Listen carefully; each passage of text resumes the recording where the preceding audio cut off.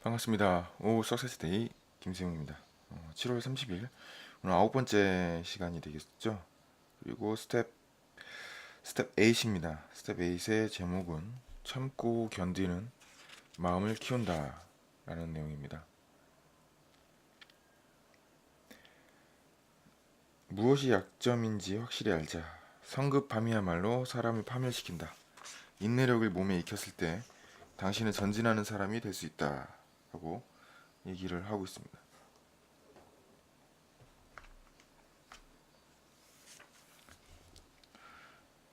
석세스 프린시플에서는 프랙티스 퍼시스턴트라고 제목이 되어져 있죠.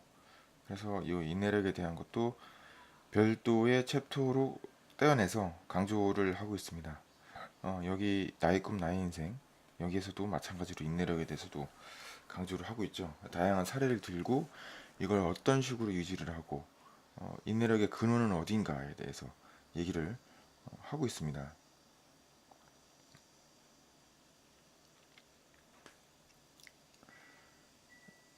그 인내력에 대해서 얘기하고 있는 건 무작정 뭐 끈기를 가져라, 인내력을 가져라 라고 얘기를 하는데 그게 어디에서 비롯이 되고 그것을 어떻게 작동을 하고 또 인내와 끈기가 어떠한 역할을 발휘하는지 어떠한 결과물을 가져오는지에 대한 얘기는 없죠. 그냥 다짜고짜 인내와 끈기를 가져라 라고 하는 얘기들밖에 없는 거죠. 그래서 인내와 끈기를 가졌더니 뭐 이렇게 되었다라고 했는데 막상 현실에서는 인내와 끈기를 갖기가 쉽지 않은 경우가 많잖아요. 사람의 그 본능적인 그런 욕구, 성향들이 어떤 나태함이라든가 이런 것들이 돼 있기 때문에 인내와 끈기를 갖기가 어떻게 보면 쉽지가 않잖아요. 공부를 할 때 공부를 열심히 해라. 공부를 열심히 했더니 성적이 잘 나왔다.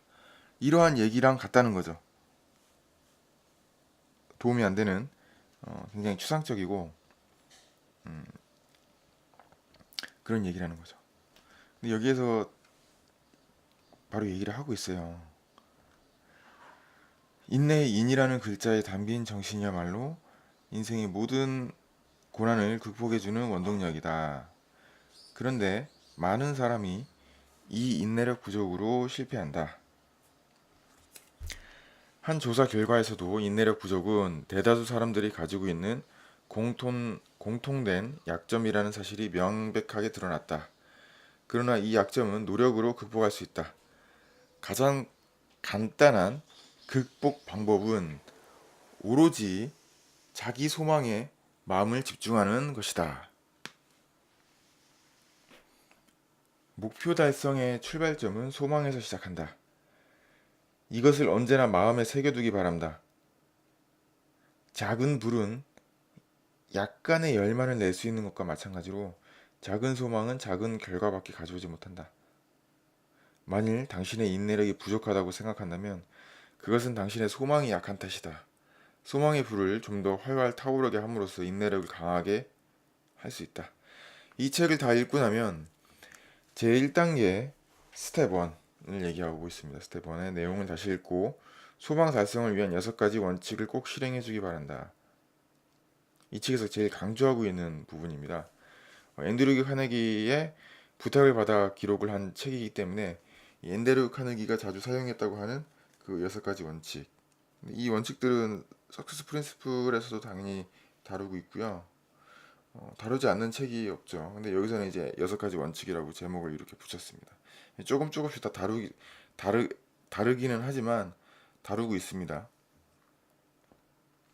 이 6가지 원칙에 따르려는 용기와 성의가 당신의 성공 여부를 결정한다. 만일 당장 실행할 기분이 나지 않으면 아직 성공을 추구할 의식이 충분히 무르익지 않았다고 생각하라. 그리고 좀 더 확고하게 의식을 굳혀야 한다. 물이 큰 바다로 흘러가는 것과 마찬가지로 물을 얻겠다고 결심한 사람에게만 돈이 흘러간다. 만일 당신에게 인내력이 결여되어 있다면 제2단계 스텝 2를 다시 한번 습독하기 바란다. 협력자를 만들어 그 사람이 원조를 얻도록 하라. 자기암시나 잠재의식의 각 단계에서도 인내력을 개발하기 위한 내용이 있으므로 참고하기 바란다. 이 인내력이 또 어디와 연결이 되어져 있냐면 조그만 일들이 조금씩 계속해서 쌓여가는 그런 것들도 연결이 되어져 있습니다. 10번 찍어서 안 넘어가는 나무가 없다 라는 내용이 있고 제가 그 석세스 프린시플에서 계속 다루고 있는데 그 매일 하루에 이제 5가지 일씩 한다는 거죠. 브레이크 스루고를 이루기 위해서 자그마한 일, 당장 할 수 있는 일 5가지를 정하는 겁니다. 그래서 계속 그걸 해나가는 거죠. 그것들이 쌓였을 때 엄청난 파급 효과를 발휘하게 된다는 거죠. 우리 그 거제도에 보면 외도라고 있잖아요. 굉장히 이제 관광지로 유명해졌는데 그 섬이 되게 아름답잖아요. 뭐그 나무랑 꽃 이런 또 장식품들 굉장히 그런 눈에 보기 좋게 그렇게 되어져 있는데 그게 이제 그 섬을 외도라는 섬을 어떤 부부가 샀죠. 젊었을 때부터 40년간 그 섬을 가꾼 겁니다. 말이 40년이지. 굉장하죠. 정말 혼신의 힘을 다해서 그 인생을 걸고 사활을 걸고 했죠. 지금은 이제 그 남편분은 이제 돌아가시고 그, 그 아내분만 남아 있죠. 근데 그 섬이 이제 지금은 현재 엄청나게 유명해져서 거제도 팔경의 하나에 들어가잖아요. 그래서 거제도 가게 되면 항상 빠지지 않고 그리고 또 우리나라의 관광지에서도 들어가죠. 우리나라의 관광지 손꼽히는 관광지 중에 하나입니다. 굉장히 아름다운 그런 섬을 40년 동안 꾸며낸 거죠. 꾸민 겁니다. 그래서 199페이지 지금 계속 읽고 있는데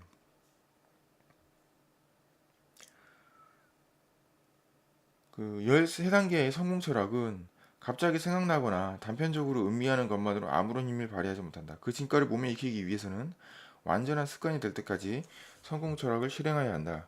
이것 말고 당신이 부를 추구하는 의식을 개발하는 방법은 없다. 이게 번역이기 때문에 이제 부를 추구하는 의식이라고 번역을 했겠죠. 가난한 사람은 사실 가난을 좋아하는 사람이라고 할 수 있다.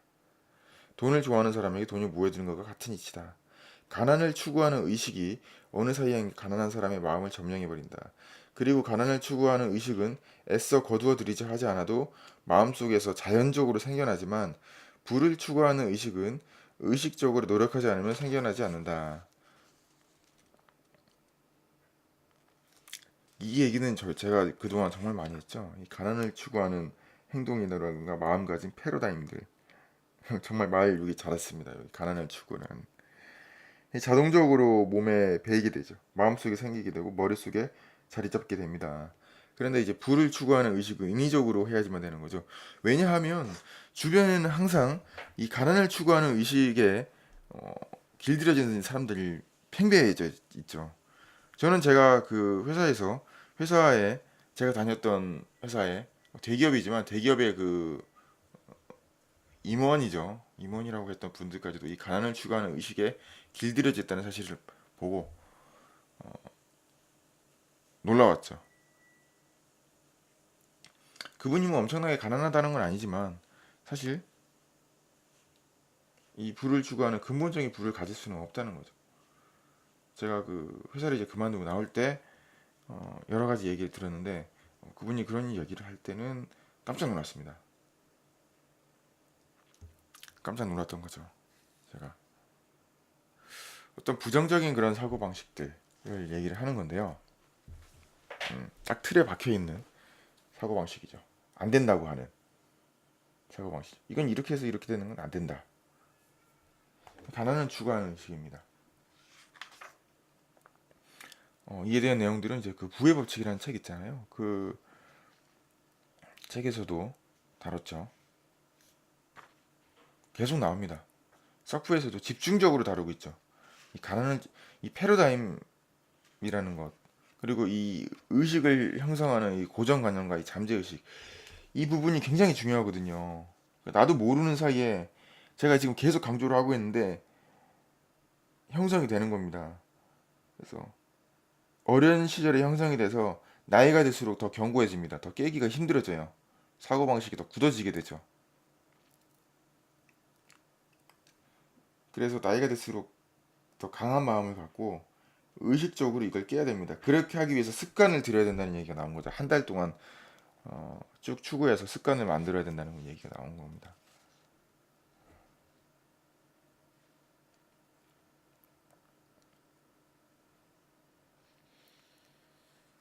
뭐 이런 불경기에 나가서 그런 뭐 컨설팅이든 그런 교육이 어떻게 그렇게 되겠어? 라고 얘기를 하는 거죠. 뭐 간단하게 뭐 다른 어떤 창업을 한다고 해도 창업하면은 먹는 것 많이 떠올리잖아요. 그럼 뭐 먹는 거라고 했는데 뭐 불경기에 그런 것들을 사람들이 사 먹겠어? 라고 얘기를 하죠. 불경기든 호경기든 사실은 잘 되는 집은 잘 되고 안 되는 집은 안 됩니다. 호경기라고 해도 경기가 좋아도 안 되는 집은 안 되는 거예요. 불경기도 잘 되는 집은 잘 되는 거고요. 그러나 그런 마음가짐이 안 되는 게 안 되는 거죠. 아무튼 계속 진행합니다. 그래서 이 사례들이 계속 나와져 있어요. 이 사례들에 대해서 얘기를 하고요. 극복해야 할 16가지 약점에 대해서 나와 있습니다. 이 인내력 챕터에서. 그런데 맨 마지막에 있는 이 챕터는 극복하기가 쉽지가 않아요. 이 16가지 요것 중에. 보면 뭐냐면 제가 이거를 굉장히 중요해서 체크를 해놨어요. 타인의 생각, 행동, 발언 등이 마음에 걸린다. 즉 비난받을 것이 두려워 결국은 아무 일도 하지 않는다. 이것은 이 16가지 약점 중에서도 가장 큰 적이다. 눈앞에 보이지 않으나 모든 사람의 잠재의식 속에 반드시 도사리고 있기 때문이다. 다니엘 레이맨 박사가 얘기했죠. 16세 때는 다른 사람의 시선이 두려워서 아무 일도 하지 못하거나 다른 사람의 시선에 의해서 다른 사람이 원하는 일을 한다는 거죠. 그리고 40살이 되게 되면 다른 사람의 시선을 이제 조금씩 개의치 않게 된다고 하고 이제 60세가 되게 되면 아무도 나를 신경 쓰지 않았다는 것을 깨닫게 된다고 합니다. 그 심리학 유명한 박사죠. 데니엘 레이먼 박사가 얘기를 했었죠. 오늘은 여기까지 진행을 하도록 하겠습니다. 저희 8월 12일에 정기 트레이닝이 5기 서커스 프린시플 5기 정기 트레이닝이 진행이 됩니다. 자세한 내용을 알고 싶으신 분들은 저희 카페와 홈페이지 방문해 주시고요. 구독하기 부탁드리도록 하겠습니다. 이상 제케멘토 코리아 오서세스데이 김세영이었습니다. 감사합니다.